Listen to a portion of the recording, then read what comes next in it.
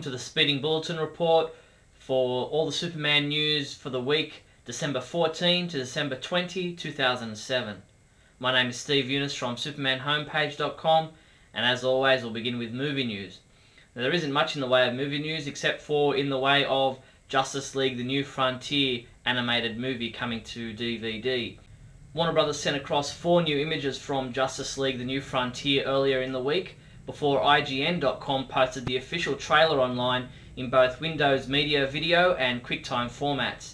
You can watch the complete trailer online or download it to your computer. Justice League The New Frontier will be released on DVD in a 2-disc special edition and a single-disc DVD edition, as well as being released on Blu-ray disc and HD DVD formats. Release date is February 26, 2008. Visit the supermanhomepage.com to see the front and back covers of all the DVD versions and to pre-order your DVD now.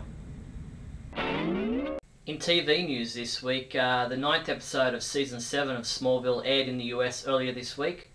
Peter McDermott has written up his episode summary for this episode, while Neal Bailey and Douglas Trumbull have written their reviews for the same episode. Neal gave it a 1.5 out of 5, while Doug rated it a 4 out of 5. The next new episode of Smallville doesn't air in the US until January 31st. Alison Mack, who plays Chloe Sullivan, and Kristen Krug, who plays Lana Lang, have both been fairly busy doing interviews this week for Smallville. While the focus of the interviews are mostly about Smallville, the duo also speak about a new survey they've set up to help college students. You can check out those interviews by visiting the Superman homepage website. In comics news this week, DC Comics released their March 2008 solicitations, and we've listed all the Superman related comics and products that are scheduled to hit the stores in March next year. The announcement from the March solicitations which drew most interest was the revelation that Chloe Sullivan would make her comic book debut in Superman 674.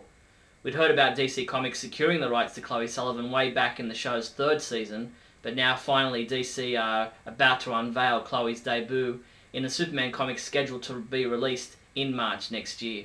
You can read comments from Alison Mack, Al Goff, Matt Idelson and Kurt Busiek at the website. Comic books we reviewed this week include Superman Confidential number 10. Neal Bailey rated this chapter a 3 out of 5, saying, "Where this book is good, where Lanning and Abnett's typical talent shine through, it's great, but honestly in all other aspects, this felt like a punch parry stock draw story in most respects, which sucks." Countdown presents The Search for Ray Palmer, Red Sun number 1. Barry Fryman rated this a 4 out of 5, saying, "I'm mostly enjoying these Search for Ray Palmer specials, and this one is one of my favourites." Adam DeChannel reviewed Countdown to Final Crisis 20, but was very disappointed in this issue, saying, "I can't even think of what to say. This issue was almost as bad as the train wreck that was Supergirl number 24. He gave this issue a 2 out of 5. JLA Classified number 48 was reviewed by Michael Bailey, who rated this a 4 out of 5, saying, "For a story that was predictable from beginning to end, with characterization that can be described as two-dimensional at best, I'm surprised that I liked it as much as I did." And finally, Bruce Cannon reviewed the Superman-Batman saga of the Super Sons trade paperback, enjoying a look back at the Superman Jr. and Batman Jr. stories of the past. Superman comics scheduled to ship this week, December 19, include Superman 671, Superman Batman number 44, Justice League of America number 16, Countdown to Final Crisis number 19, Countdown Arena number 3, Countdown presents The Search for Ray Palmer, Superwoman, Batwoman number 1, Legion of Superheroes in the 31st Century number 9, Countdown Special The Atom 80-page Giant number 2. If, after you've read Superman 671, there's something you'd like to have clarified regarding the story, come to the Superman homepage now to submit your question to writer Kurt Busiek, who joins the website each month to answer your questions about the Superman comics he writes. At the Superman homepage this week, episode number 36 of Radio KAL, the monthly podcast of the Superman homepage, was released. In this month's show, Neal and I discussed Superman comics in 2007, Renato Geddes coming on board as a new artist on the Superman title, Chloe Sullivan's comic book debut, Laura Vanderbilt's new Smallville contract deal, Pete Ross coming to Smallville, predictions for 2008 and more. Along with Radio KAL, Pendant Audio has also released Superman Last Son of Krypton Chapter 36 and Supergirl Lost Daughter of Krypton Chapter 8. These two great audio dramas are well worth listening to.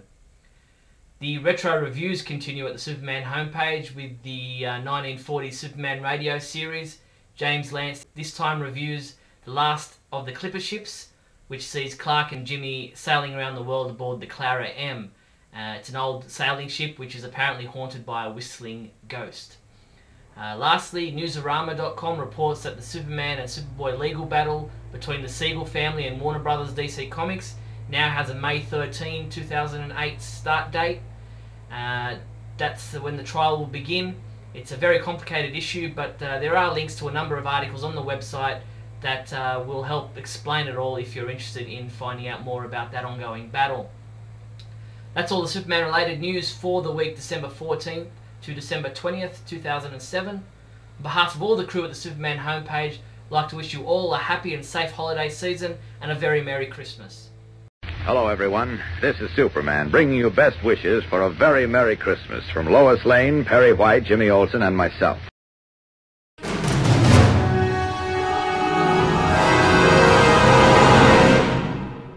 Alright, what the heck is up with continuity? Will someone please tell me what the hell's going on with Superman?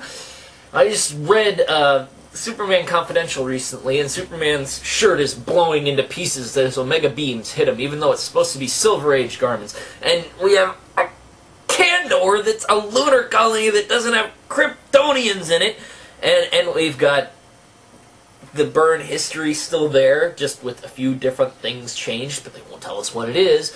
And Jimmy Olsen is now having his Silver Age powers, even though the Silver Age didn't occur. I think it makes me want to kill somebody. You're gonna have to take some vitamin C in order to survive. But anyway, there's not really that much we can do about it. And it's a thing of frustration for us fans, because literally the best we can do is what I have the lucky privilege of doing, which is writing about it in a forum where the creators see. But the creators just go, hey kid, bug off. We know what we're doing. You know squat. And we're the guys who pay their salaries, so that shouldn't happen, actually. There should be a forum. There should be, like, I don't know, a letter column. Or maybe some kind of response from editorial. The problem is, comics are a captive audience where people will keep paying even if they hate something, and the comic book creators know this, and they abuse that. And that's almost just as wrong. But either way, I'm about to be retconned, so goodbye.